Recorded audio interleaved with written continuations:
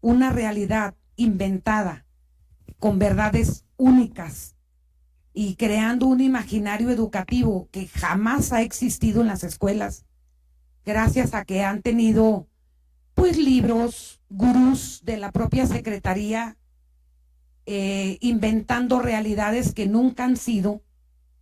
Cuando uno está bien parado en el territorio, sabe que no es así. Y mientras los institucionales se dedicaron a leer y repetir esos discursos emanados de investigaciones de quién sabe de qué lugares, quién sabe con qué educandos y quién sabe con qué maestros, y que los daban por verdad, una gran parte del magisterio nos dedicamos a leer y a construir las otras educaciones, las otras pedagogías, las nuestras, las propias, las que tienen identidad desde el sentipensarnos. Ahora les toca a estas personas que han trabajado en las instituciones leer lo que nosotros leíamos, investigar lo que nosotros investigábamos, para poder romper tanta, pero tanta mentira educativa que se encuentra ahora en el imaginario de los profesores. Y creo que es ahorita el gran problema, ¿no? ¿Cómo les toca ahora leer lo que nosotros hemos construido por años? Y entonces, más adelante, poder tener un diálogo educativo que nos permita terminar de construir, y repito, terminar de construir este paradigma educativo llamada Nueva Escuela Mexicana. Y eso es una invitación para todos los que están aquí presentes. Gracias. Gracias, doctora. Tenemos espacio para una última pregunta. Una última pregunta a la 1. Una última pregunta a las 2. Muchas gracias. Bueno, vamos a dar espacio justamente al evento principal que nos tiene reunidos, que es la presentación del libro Un siglo de educación pública en México, Estado, política educativa, hegemonía y resistencia. Su autor es el doctor Liberio Victorino Ramírez. Voy a dar lectura a su ficha. Liberio Victorino Ramírez es doctor y maestro en sociología por la Universidad Nacional Autónoma de México. Asimismo, es miembro del Sistema Nacional de Investigadores del CONACYT, del COMIE, de la SOMEC. Actualmente se desempeña como profesor investigador en sociología rural de la UAH. Es coordinador del Instituto de Investigaciones Socioambientales Educativas y Humanistas para el Medio Rural de la UACH y presidente de la Red Ibero-Latinoamericana de Investigación e Intervención en Educación Ambiental para el Desarrollo. Un aplauso, por favor, para el doctor.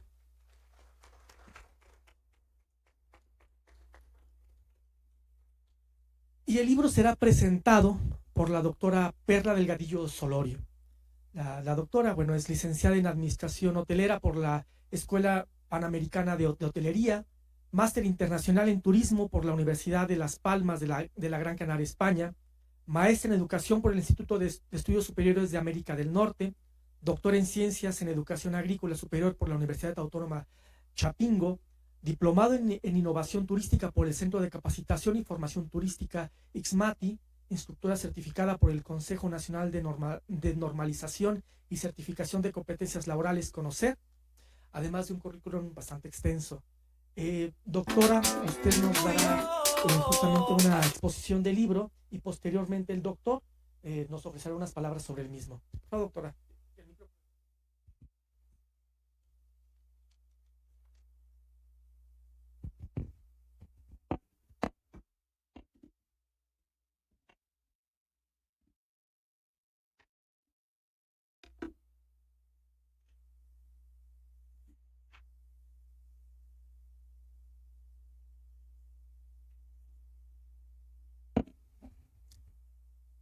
Buenos días, compañeras, compañeros. Muchísimas gracias por estar aquí con nosotros en la presentación de este libro. Efectivamente, aquí tenemos, por supuesto, al autor, y qué mejor que él sea el que nos explique justamente todo este proceso que le llevó durante 8 años. Fíjense que platicando con él, decía que en sus tiempos libres, en ese periodo, se dedicó a escribir este libro que es obligatorio para todos los que participamos en la educación, ya sea a cualquier nivel educativo, ya sea en cualquier institución pública o privada. De verdad que necesitamos leerlo por lo siguiente. Fíjense ustedes que cuando se escribió y se terminó de pues editar precisamente el libro, la presentación la hace la maestra Delfina Gómez Álvarez, que en su momento fue secretaria de Educación Pública. Y ella misma también, ahora nuestra gobernadora en el Estado de México, en ese entonces, pues dice que es un libro sugerente y es motivador para un público amplio, específicamente para quienes estamos dentro de este sector educativo, por supuesto, y que nos dedicamos a la investigación en dicha área. Por otro lado, tenemos un prólogo muy interesante escrito por el investigador del Instituto de Investigaciones Sociales de la UNAM, Roberto Rodríguez Gómez. Él va escribiendo de manera cronológica las principales tendencias del desarrollo educativo nacional a través del tiempo y de esta manera, pues nos dice cómo es que trabajó nuestro autor, el doctor Liberio Victorino Ramírez. La siguiente, por favor. Ahí ustedes podrán visualizar de manera pues rápida las diferentes etapas, los periodos, los personajes que intervinieron precisamente en toda esta centuria de el tema que nos ocupa hoy, que es la educación. La siguiente, por favor. Fíjense ustedes que dentro del mismo prólogo hay algo o una pregunta muy interesante que hace nuestro investigador y nos dice cuál es entonces la especificidad temática y de enfoque que ofrece al lector el libro que tiene en sus manos. Miren ustedes, pues desde dos perspectivas analíticas para el fundamento en exploración del campo de las políticas educativas. Por un lado, las principales vertientes teóricas, ahí está, desde la perspectiva funcionalista y el enfoque dependentista. Y por otro lado, las perspectivas o la perspectiva conceptual de Antonio Gramsci sobre el papel de la educación en la construcción de la hegemonía política.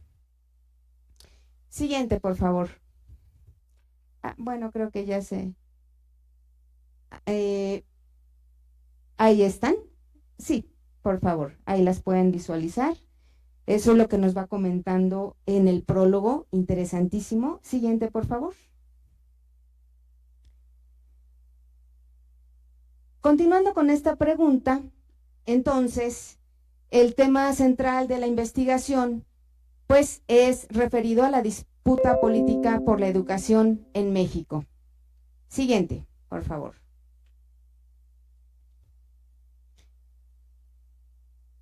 Ahí está, siguiente. En la introducción del libro que nos ocupa el día de hoy, encontramos justamente pues estas aportaciones que es a partir de la sociología, la ciencia política en función de lo educativo.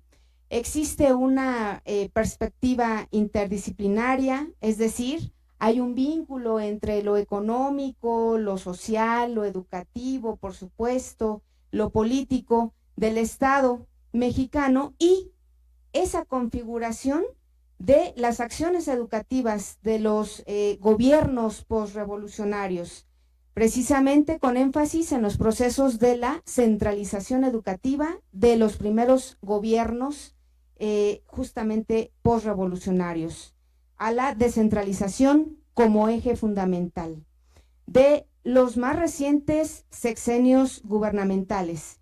Entonces, están incluidos, bueno, los sexenios implementados en los últimos 100 años, desde 1921 hasta el año 2021.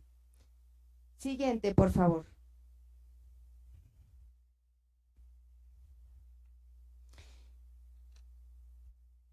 En la introducción, bueno, hay una hipótesis central, precisamente.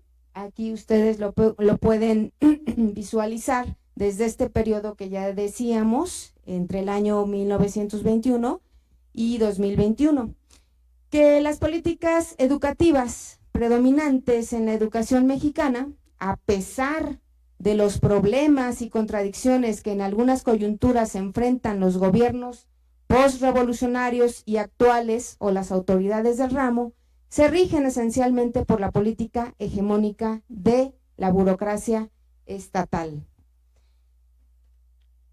Siguiente, por favor. ¿Cuál es el eje de toda esta investigación contenida en este libro? Pues las relaciones políticas e ideológicas entre la educación formal y el Estado. Siguiente, por favor. El contenido de este libro es de 9 capítulos. Prácticamente todos ellos están escritos por nuestro autor. Sin embargo, hay algunos con los que tiene o comparte precisamente información e investigaciones de otros autores y autoras.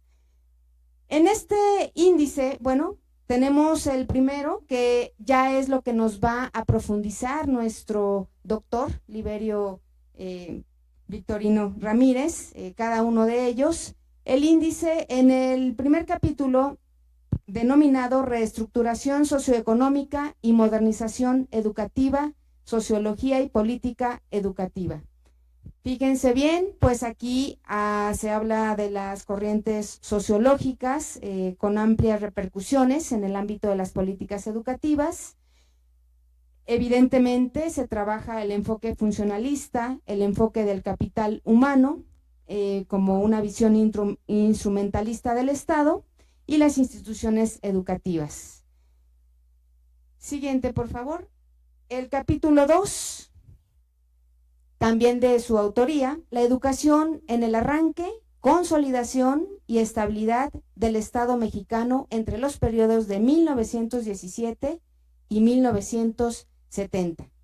Se examinan las orientaciones en la educación básica, específicamente la educación nacional, durante este proceso de consolidación y estabilidad del Estado, comprendido en el año de 1929 a 1970. Siguiente, por favor. El capítulo 3, también de su autoría, la modernización reformista del desarrollo compartido en el Estado social, entre los años 1970 y 1982. Aquí, como todos los temas muy interesantes, fíjense ustedes lo que aborda nuestro autor: los conflictos magisteriales y estudiantiles registrados desde los 50 y 60, especialmente aquellos del año de 1968. En el periodo de 1970 a 1982 examina parte de la crisis educativa y las políticas educativas, en especial la hegemónica. Siguiente, por favor. El capítulo 4, el Estado neoliberal y la modernización educativa, entre el año 1982-2004. Aquí hay un tratamiento y explicación de las principales acciones educativas, dos hechos vitales en el análisis histórico y social. Siguiente, por favor. El capítulo 5, aquí comparte con la autora María del Carmen Benítez Hernández y se denomina el capítulo Los procesos de reforma y contrarreforma educativa, a 100 años del artículo 3º constitucional mexicano. Se hace una revisión de todas estas reformas que se han realizado a dicho artículo. El objetivo fundamental, pues, es el análisis de los principales rasgos de los procesos de reforma y contrarreforma. Siguiente, por favor. El capítulo 6, aquí comparte con la autora Rocío Ángeles Satriano Mendieta, denominado Estado, Gobierno y Política Pública.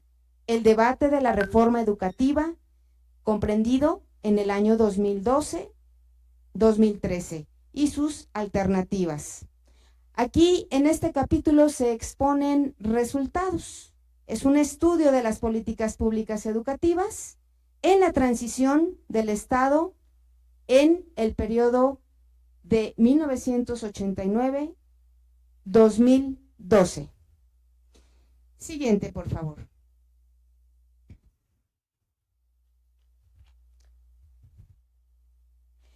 En el anterior, si es tan amable, aquí cabría destacar, fíjense, que hay una revisión de la iniciativa presidencial y se llevaron a cabo entrevistas a personajes clave, diálogos con representantes de senadores y diputados e integrantes de la de la Coordinadora Nacional de Trabajadores de la Educación.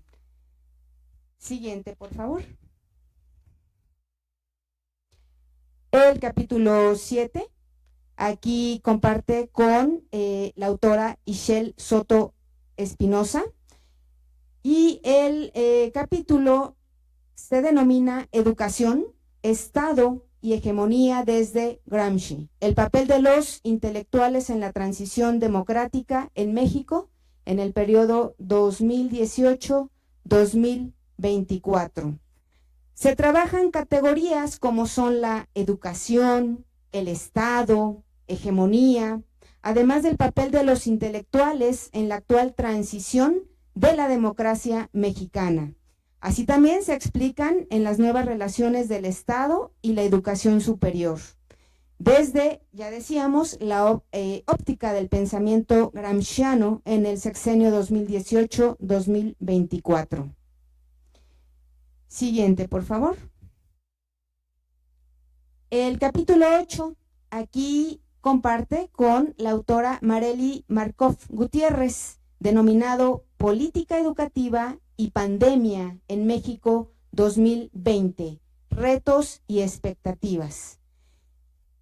Se analizan las diversas opiniones de los sectores sociales que participan directamente en el sistema escolar, profesores y profesoras, padres y madres de familia, directivos y estudiantes en torno a la política educativa gubernamental y pública frente a la pandemia, con la finalidad de identificar retos y explorar expectativas para proponer las mejores alternativas hacia una nueva escuela que no solo cumpla con los planes y programas de estudios y forme profesionales para el empleo, sino que también recupere su espacio de aprendizaje para formar ciudadanas y ciudadanos, profesionales orientados a resolver problemas de la vida y construir un mundo más humano con salud ambiental y paz social. Siguiente, por favor. Nuestro último capítulo, contenido en este excelente libro, y que ya decíamos es obligatorio para todos los que estamos inmersos en este ámbito, es el denominado Desplazamiento de disciplinas por campos formativos y sus fundamentos filosóficos pedagógicos. Análisis del proyecto curricular 2022 de la Secretaría de Educación Pública. Bueno, aquí precisamente nuestro autor, el doctor Liberio Ramírez, nos habla de la propuesta curricular del nuevo plan de estudios de la SEP 2022 de la nueva escuela mexicana en educación básica. ya nos estará él ahondando en este punto. Siguiente, por favor. En las conclusiones generales que se presentan, nos dice nuestro autor los alcances y las limitaciones, así como la confirmación sustancial de las hipótesis y los objetivos propuestos en el resto de la investigación. También se señalan algunos replanteamientos para redondear ideas básicas que pues quedaron por ahí incompletas. Siguiente, por favor. Es interesante visualizar en la página 295 y 296, en el anexo, justamente ahí podemos ubicar a las personalidades que ocuparon el cargo de secretario o secretaria de Educación Pública del Estado mexicano en el año comprendido de en los años comprendidos de esta investigación, que es de 1921 a 2022. Pues en algunos casos ahí vamos a encontrar ideólogos, intelectuales, que contaban con una visión revolucionaria o conservadora del papel que juega el sistema educativo nacional en el contexto económico, social y cultural del bloque histórico que conforma la burocracia política en cada modelo hegemónico y coyuntural del Estado nacional. Pues con esto estaríamos precisamente dando la palabra a nuestro autor de este libro y le cedo la palabra, si es tan amable, para que nos pueda profundizar en su obra. Muchísimas gracias.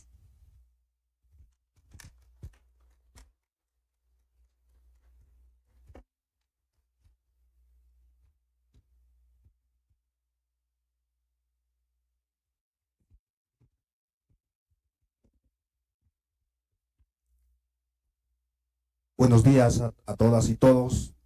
Primero quiero agradecer al equipo de materiales educativos, especialmente al doctor Mars Arriaga, a la doctora Isabel y a todos los compañeros que hicieron posible esta presentación, y a todas y todos, cada uno de ustedes que están aquí con nosotros.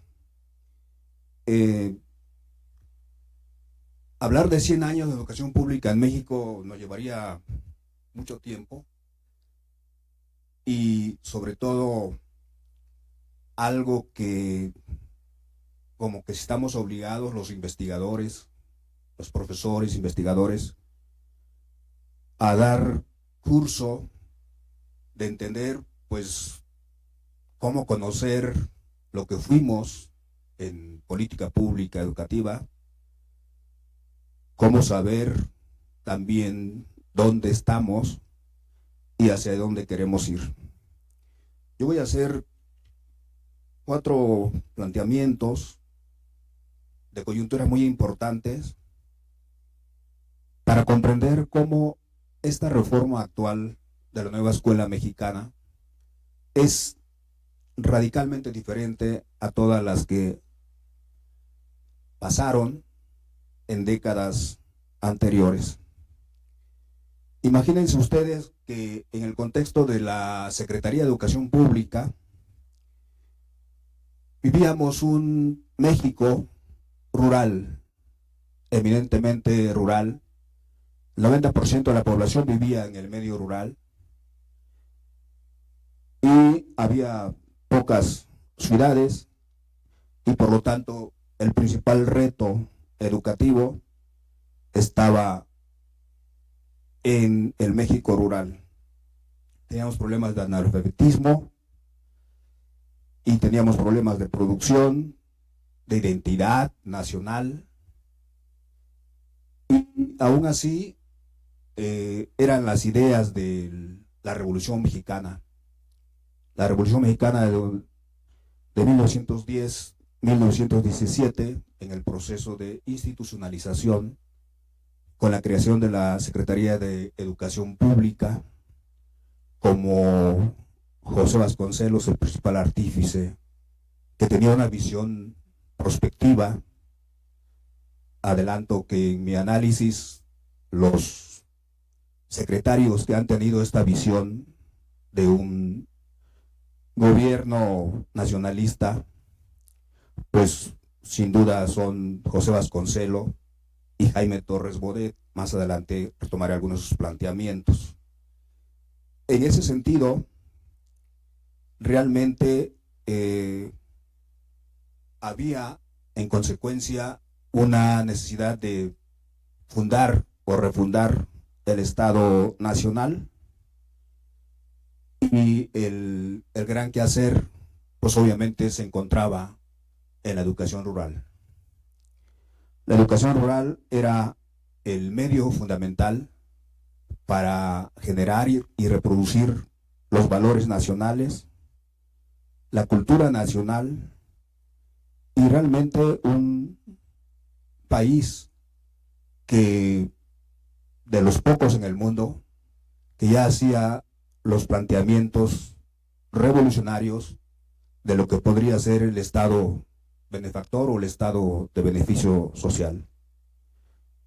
Desde 1906, Ricardo Flores Magón ya daba unos elementos, unas características del perfil de un Estado-nación, de un Estado nacional que apoyara, que generara una política hegemónica, que elevara el nivel cultural, social de toda la población. Era los principios de la Revolución Mexicana que después, hasta 1917, van recogiendo los planteamientos del campesinado, fundamentalmente de los zapatistas, para hacer producir la tierra con características aún de economía de producción campesina subsidiaria, pero también explotando la producción de los ejidos de las comunidades y vinculando fundamentalmente con la escuela, con la educación básica, que era lo fuerte de ese entonces.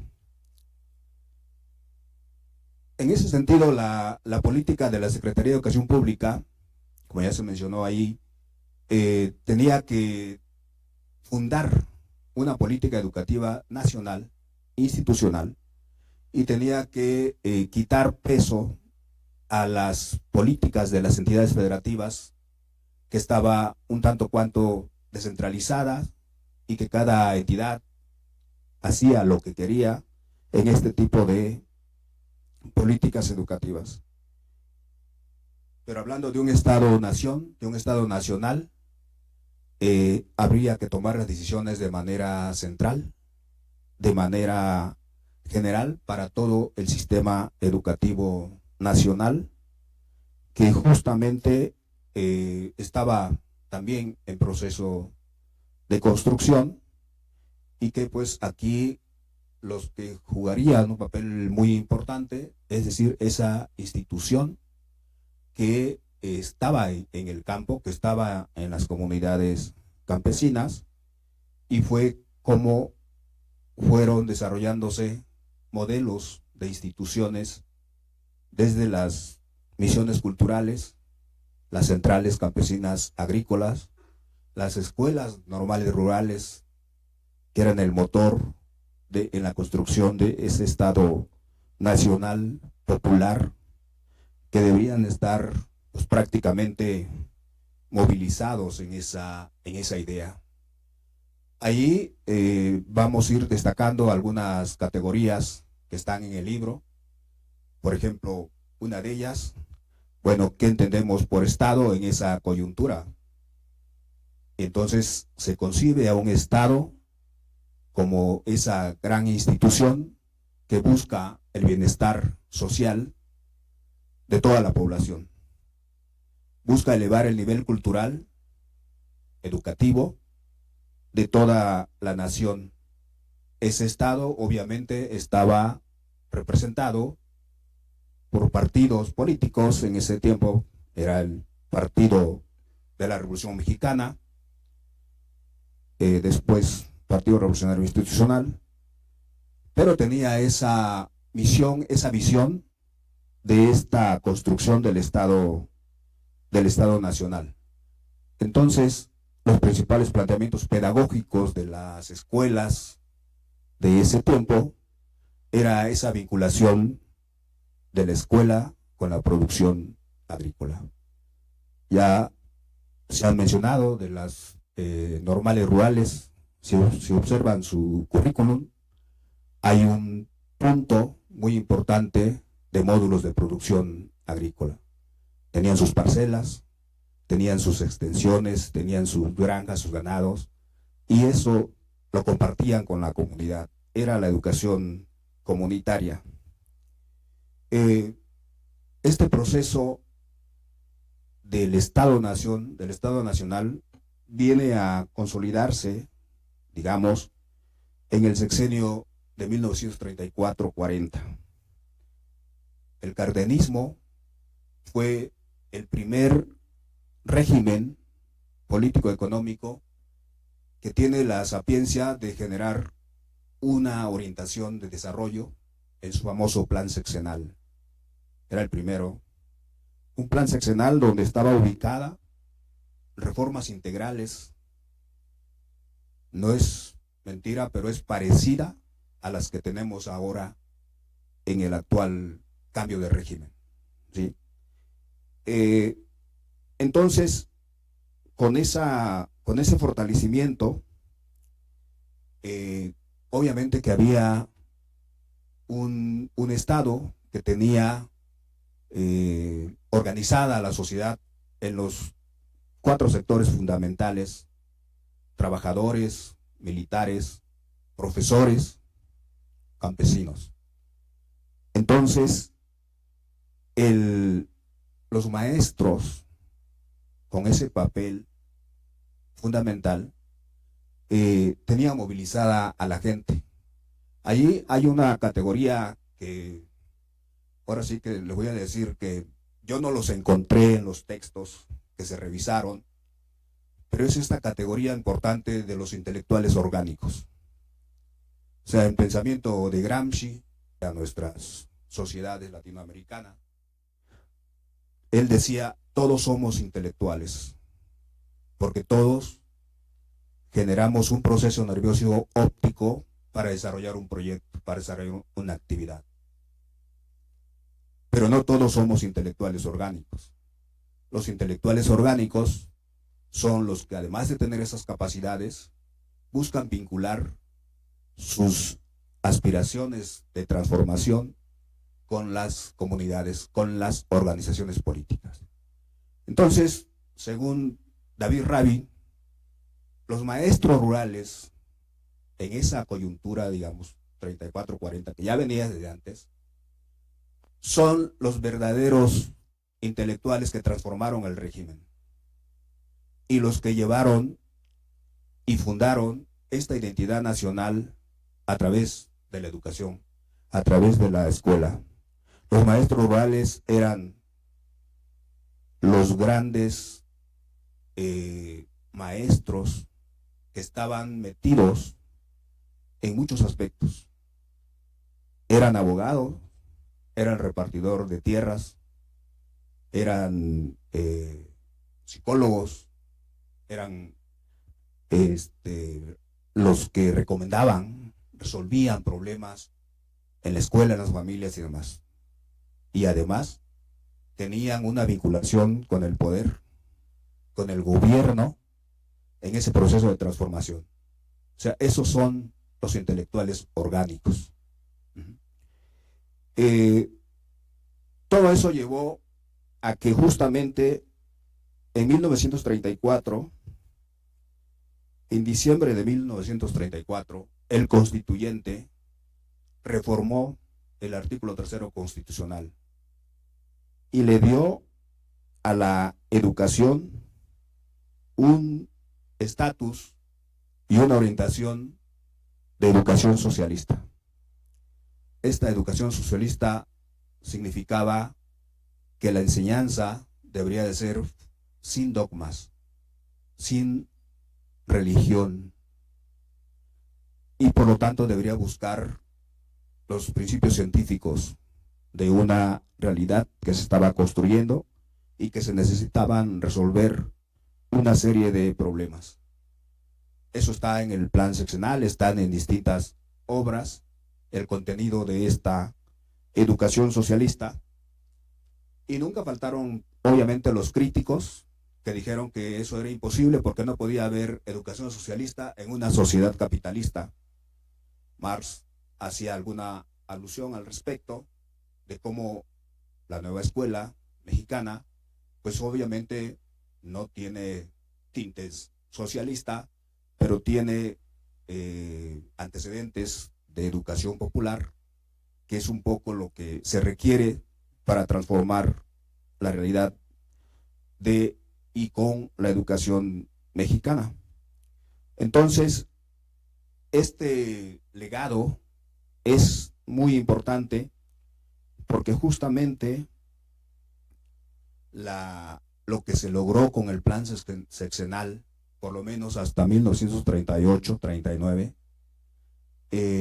algo así como se consolidó un Estado-nación con desarrollo económico, con distribución social, con mucho reparto agrario, mucha educación, y era el México, un México con un desarrollo interno que prácticamente era autosuficiente, y además con un conjunto de nacionalizaciones como el petróleo mexicano, entre otros, que fortalecía su economía y fortalecía su unidad nacional, sobre todo para el cambio y la transformación. Como todos los proyectos, algo pasó en la siguiente sucesión presidencial con Ávila Camacho, cuando se esperaba que justamente diera continuidad, porque era una alternativa, era un ejemplo, era un modelo de país en el mundo prácticamente en ese tiempo. Pero aquí, como señala el presidente López Obrador en su libro A la mitad del camino, todavía no sabemos, dice él, qué es lo que pasó, porque justamente si había sucesión presidencial, el hombre de las confianzas de Cárdenas era el general Mujica, diputado, conocedor, vinculado a la movilización social de todos estos sectores, y sin embargo algo pasó que no lo nombró Cárdenas. Viene en cambio Manuel Ávila Camacho, y con Manuel Ávila Camacho obviamente que comienza un viraje en el desarrollo del país, en la orientación de las comunidades, en los procesos de reformas. Podría hablar de muchas reformas, pero hay una fundamental que, digamos, es como en los primeros cambios del Estado post-revolucionario, que justamente en 1943, cuando el sector magisterial logra institucionalizar el Sindicato Nacional de Trabajadores de la Educación, el CENTE. Pues en el Congreso se reformó nuevamente el artículo 3º constitucional, y ese cambio le quitó todo lo socialista, y se comenzó a hablar de una educación para la unidad nacional, una educación que buscara el desarrollo de los individuos, que se generara una política de formación de profesionales que urgentemente estaban necesitando ya el inicial proceso de industrialización, es decir, generar grandes fábricas, generar grandes ciudades, hasta emigrar la gente del campo a la ciudad, de campesinos a obreros, y entonces necesitábamos un aparato educativo que formara esos cuadros que debería estar en esa industrialización. Se generaron grandes instituciones como el Colegio Nacional. En ese tiempo surgen también instituciones privadas como el Tecnológico, hoy Tecnológico de Monterrey. Y en ese año de 1943, con esta base de un magisterio corporativizado, se logra el cambio, la modificación del artículo 3º constitucional, y yo creo que en el terreno educativo es un indicador muy importante en donde autores como Adolfo Gili dicen que ahí se quedó la revolución interrumpida. Ahí se quedó el proceso revolucionario, con Cárdenas, con Ávila Camacho empieza otro. Y también un connotado historiador, Arnaldo Córdoba, habla de que ahí se acabó la política de masas, que era una movilización, o sea, se hacían los cambios, pero la gente estaba movilizada, la gente estaba organizada y buscaban resolver los conflictos a través de las reformas. Bueno, dicho esto, es un pasaje muy importante, muy interesante. Paso al punto 2, que es de 1945 a 1970. Todavía el Estado mexicano echaba adelante la industrialización, obviamente en un sistema capitalista, pero con una orientación más conservadora. Y aquí hay otro término que yo luego los libros que revisé, a veces hay confusión. La gente confunde la oposición con la resistencia. Y la oposición tiene connotaciones muy particulares. Y en ese largo periodo, 45-70, digamos que lo que era la oposición en el cardenismo llegó a ser la clase hegemónica en este periodo del desarrollo estabilizador. Es decir, un partido único gobernante y los empresarios a la cabeza, donde estaba junto lo económico con lo político, más bien lo económico determinaba lo político. No había oposición, era el gobierno hegemónico, y prácticamente en el terreno educativo, en ese periodo, la oposición acudió matices de oponerse a esa política oficial, pero también adquirió matices de resistencia, que es un concepto que está en el texto. Y la resistencia estuvo justamente centrada en todos aquellos sectores que anhelaban retomar el proceso revolucionario del cardenismo. Muy particularmente jugaron un papel muy importante profesores, toda la sección del Movimiento Nacional del Magisterio con Otón Salazar, el antecedente inmediato de la Coordinadora Nacional de Trabajadores de la Educación, criticaron duramente todo este proceso de reforma educativa. Y efectivamente el milagro mexicano, aún con toda su orientación centrada en el gran capital, pudo lograr un crecimiento del 5% por ejemplo, de la agricultura. Aparte de la economía industrial propiamente dicha, proliferaron al mismo tiempo muchas escuelas urbanas, normales urbanas. Se descuidó al campo, se descuidó a las normales rurales, a toda la corriente de escuelas centrales agrícolas desaparecieron. Las normales rurales se redujeron, eran cerca de 100, se quedaron muy pocas en todo ese proceso, y por lo tanto se siguió extendiendo este tipo de políticas muy muy importantes. Entonces, el magisterio no solamente luchaba desde entonces por democratizar al Sindicato Nacional de Trabajadores de la Educación, sino que también luchaba por una educación popular, justamente. Y entendemos la educación popular como esos vínculos que existen entre la comunidad y los sujetos y actores fundamentales que siempre están reflexionando sobre la solución de los problemas en la escuela, en el entorno de la escuela, y una política de Estado, fundamentalmente.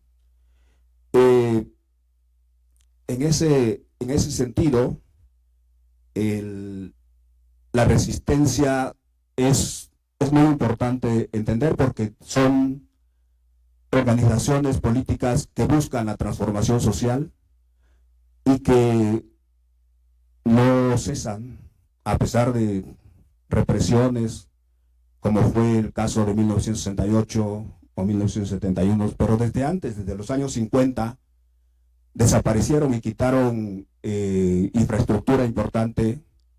Por ejemplo, al Instituto Politécnico Nacional, que tenía un sistema de internado como Chapingo, digamos, como la Universidad Autónoma Chapingo, en los años 50 se los quitaron. Eliminaron algunas universidades populares que se estaban generando, y que la resistencia adquiría precisamente esa oposición a las políticas hegemónicas dominantes de ese tiempo, pero también con una alternativa que deberían de seguir luchando por su aplicación. Ahí hay algo importante en ese periodo que sucede con la educación, y retomo aquí un planteamiento de uno de los secretarios que les decía que tenía una visión prospectiva sobre cómo resolver los problemas de la Secretaría de Educación Pública. En el segundo periodo de Jaime Torres Bodet, él tenía la experiencia de haber sido funcionario en la UNESCO. Él fue uno de los artífices precisamente de la